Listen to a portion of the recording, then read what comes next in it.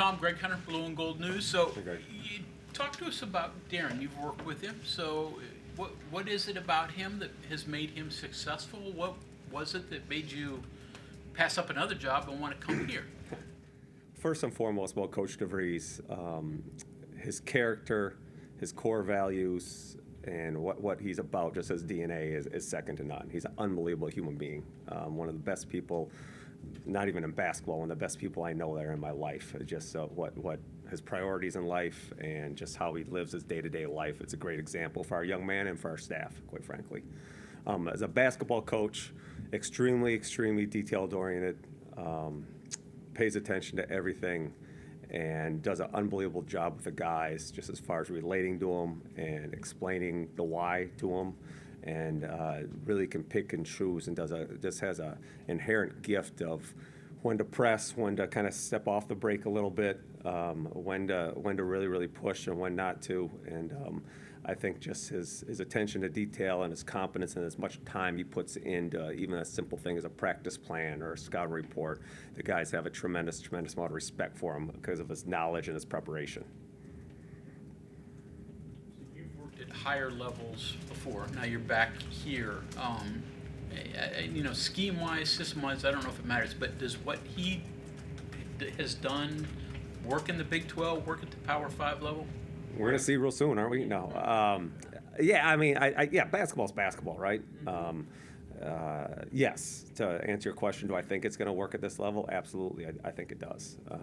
You can just tell with our team. I don't know if you came to practice in June and come to practice today, it's a different team. And it's credit to him, just how much those guys have bought in, how much they've improved. The cohesiveness, obviously, we basically started with a brand new team, and the way these guys have gelled, we got a long way to go yet, but if you just looked at the progress that we've done since June and July, it's to me very very impressive. Did I answer all your questions? I think you threw a lot at me. Okay. So how do you, I'll keep going. So how do you fit with him? I mean, is this been a perfect marriage? Are there different philosophies? Is there such thing as a perfect marriage? Well, no. Who has that? Raise their hand. I'm waiting 23 years in, so. Okay. Number one, I think there's and I can only speak for me, but I think there's a mutual level of trust. I know that no matter what he says or how he leads me or the guidelines he gives me, it's about care and it's about trust. I trust him impeccably with both my professional career, my personal life, and I would hope that he feels the same way. I think we play off each other very, very well, and this is year 3 going on and being with him.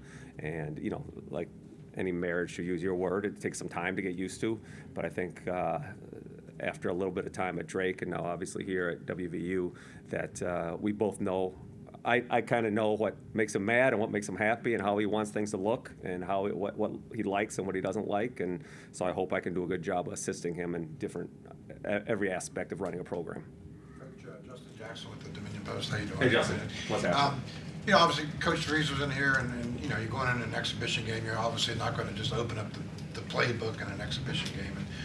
But in that same kind of sense, fans that are going to come in and see this team for the first time, I mean, what will they kind of see? I mean, what is a realistic expectation of what to kind of expect? It's a good question. I mean, and I'll answer the best I can, but we don't know. We haven't. These guys haven't played in front of fans before or played in a game that counts before together. But we'd like to see a team that plays hard and competes at the highest level. Is it going to be perfect? Probably not going to be perfect. Is it going to be sloppy at times? There's a good chance of that happening. But hopefully the fans and everyone else watching will see a team that plays really, really hard, who has a lot of buy-in and who play together, and they play to win, and they play for the name on the front of the jersey more so than the name on the back of the jersey. In terms of even a style of play kind of question, fans will come in tomorrow and maybe you guys shoot a lot of threes tomorrow, but that won't necessarily be the identity, right?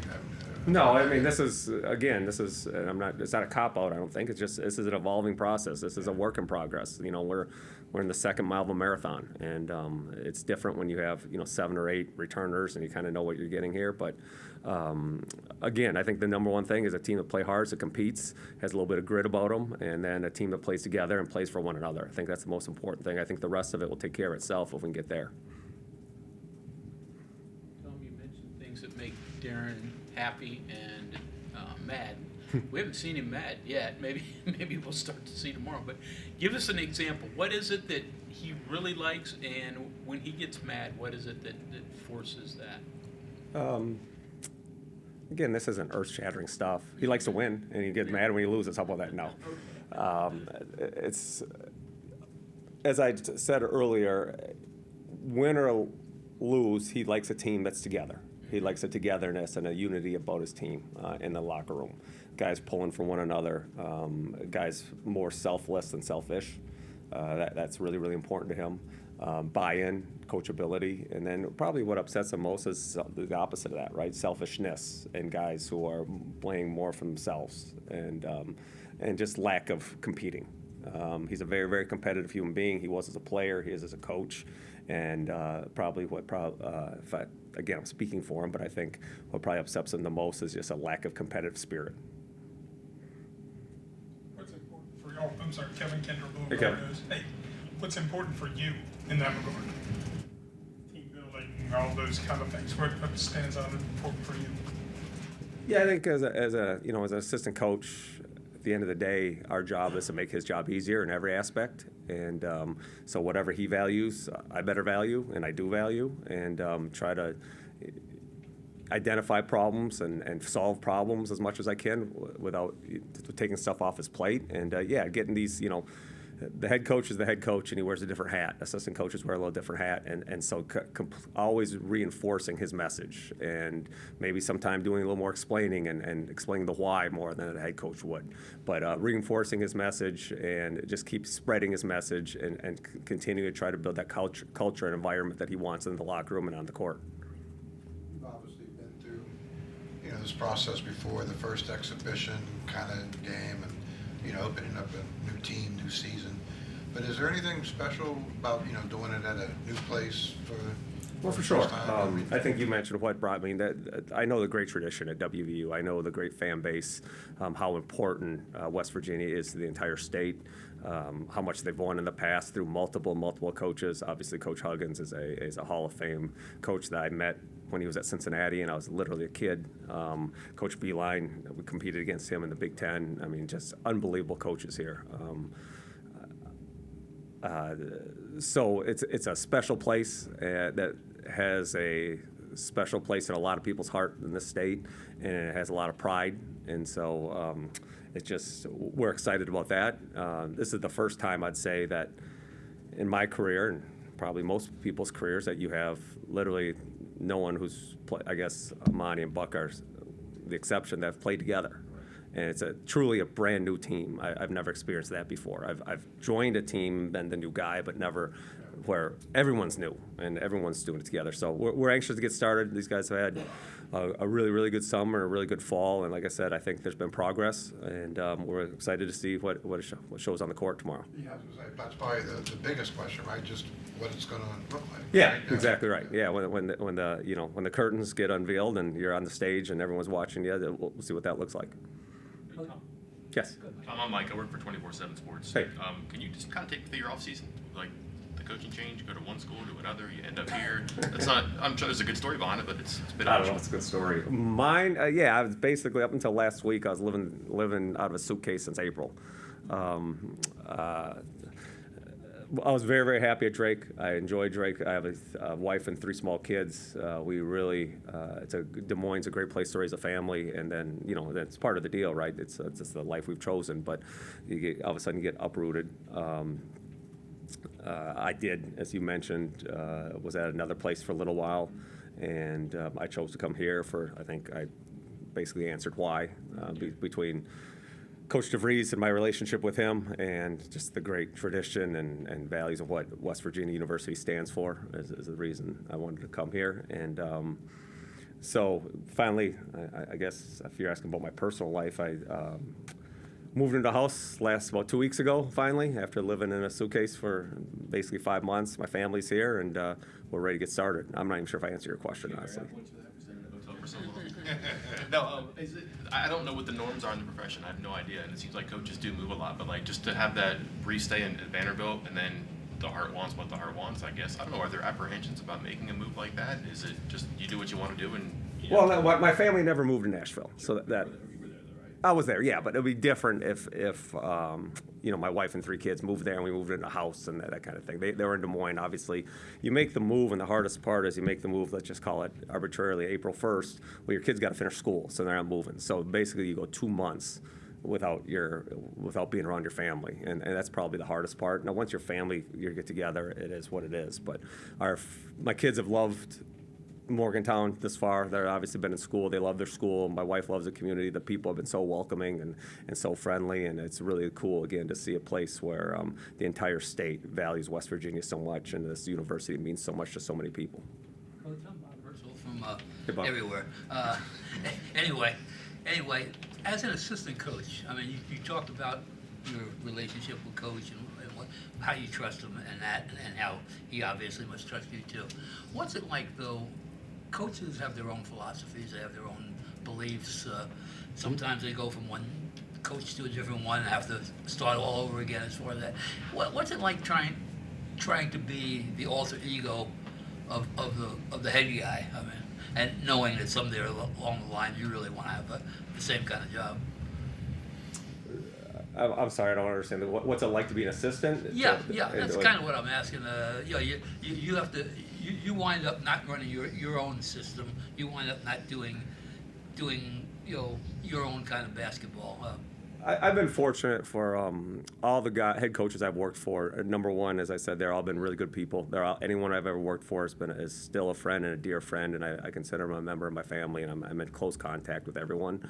You do have to adapt. Everyone's obviously different, and again, I've been fortunate where they've been great mentors for me, and I get to pick and choose as an assistant.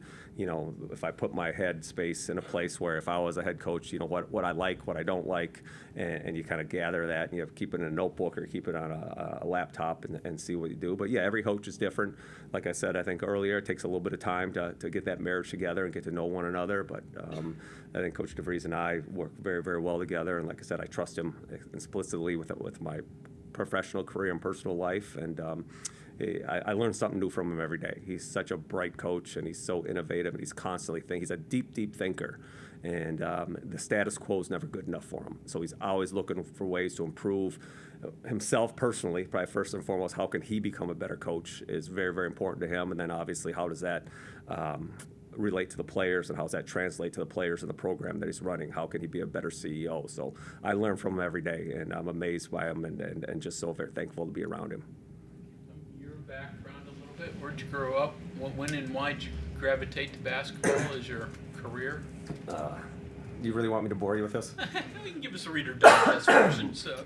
I grew up in southern Minnesota, a little small town in southern Minnesota called Faribault. I was a very, very average high school player. I ended up being a student manager at the University of Minnesota for Coach Clem Haskins. Why did I gravitate towards coaching? Is my high school coach is a Hall of Fame high school coach in the state of Minnesota, and maybe because I was on the bench so much. One time I remember during a game, he looked at me because I was shouting or saying something, and he looked at me and he said, literally during a game, he said, have you ever thought about coaching? And I said, no, and I was maybe a senior or a junior in high school. He said you'd be a good coach someday. And he was a great role model for me. Again, like I told you, any head coach I've worked for, I've been fortunate that there's such good people and great coaches. And I had a high school coach who was a Hall of Fame high school coach. And so that he kind of encouraged me to get into coaching. And like I said, I was a very, very average player. And so I was fortunate enough to get on to be a manager at Minnesota. And kind of, my first stop was for a Hall of Fame high school or college coach, Billy Donovan. And he was my first mentor and is still a good friend to this day. So my first stop was at the University of Florida. And every coach I've worked for has given me a tremendous amount of freedom to grow and adapt, to make mistakes and to learn. And I haven't worked for a micromanager or a guy who, he just kind of do your job and do your job to the best of your ability, represent them and the institution you work for the best of your ability, and don't embarrass them. But other than that, they give me a lot of freedom and a lot of leeway. So I've been very lucky. Obviously, when you very first started your coaching career, the ideals of building a team were completely different back then. Is there, you talked earlier about the challenge of the whole team being new, which is kind of where you want. Is the genie too far out of the bottle to sort of get back to building teams the old ways, or are those days just? I don't know if it's out of the bottle. It's a new day and age, and no, we're not going back. To use your analogy, you're not putting the genie back in the bottle, but you can still build teams. You can still have programs, and it's you just have to do it a different way, and you have to adapt to it. And it's the new reality, and it's not changing. So either you adapt, or you go away, or you do something else. But yeah, to answer your question, can you still build programs? Can you still have chemistry and a group working together and kind of rowing the boat in the same direction? Absolutely, you can. It's just a different way. It's the new reality of college sports in general, and it's you got to embrace it, and you got to adapt to it and learn from it, or go choose to do something else. But yeah, I think the way Coach wants to do it here, we want to build programs, and we want to build teams that people can identify with and people will be proud of, and the state will really, really cheer for. You embrace it as a coach. You think it stinks for the fans? From their perspective, I know you're not a fan. Yeah, I can't speak for the fans. I mean, you'd have to ask them that. But if you look at college football this year and just the numbers, I don't think the numbers say it stinks too much. I think from attendance and from TV ratings and stuff, to me the fans, I don't know, you probably know more than I do, but it looks like the ratings aren't dropping anywhere and the attendance isn't dropping. So again, I think they adapt to it, and as long as the programs they're cheering for and they support do the things we talked about, playing together, playing for one another, and represent the right way, I think the fans will embrace them. Keenan Cummings. Oh, sorry. Oh, no, you can correct me if you think I'm wrong, but yeah. Keenan Cummings with Rivals. I wanted to know, what have you learned about recruiting here in a short period of time, and what's your reception been like? Reception's been very, very, very positive. You're talking about reception from the recruits. It's been very positive. Again, they know the great tradition, from coast to coast. When you say West Virginia, they know about the great tradition. They know about the great coaches who've been here in the past. Multiple coaches, Hall of Fame coaches. They know about deep NCAA tournament runs. They know about kind of the identity of the program being blue collar and tough and just playing hard. So the reception's been very, very good. I think once you get a kid on campus, they're just taken back by the beauty of the area and just how nice everything is. This facility we're in right now, the Coliseum, the fan base. Nowadays with social media, as soon as offer comes out, hey, I got an offer from West Virginia. They're just inundated with positive fan interaction, and they just can't believe. When they talk about the other schools recruited them, they said your fan base is second to none. It's just as far as come to West Virginia, we love West Virginia, that type of thing. You had a second part of that question. What was it? What have you learned in a short period of time? Anything that surprised you, or was it pretty much what you expected? It's like I said, I've been doing this for a while, and I do it. I know how powerful the brand is. I know the great tradition. I know how it's resonated with players and their parents and fans from coast to coast. So I kind of knew what to expect, but it probably even exceeded my expectations. You said you had kids. How old are your children? I have an older son who's 29, who lives in Nashville. And then I have I should know this, right? They're my kids. I have an 8th grade son who's 13. I have a 5th grade son who's 10. And then I have a 2nd grade daughter who's 8 who runs the house. Yes. Coach, thank you for your time. Thanks, guys. Appreciate it.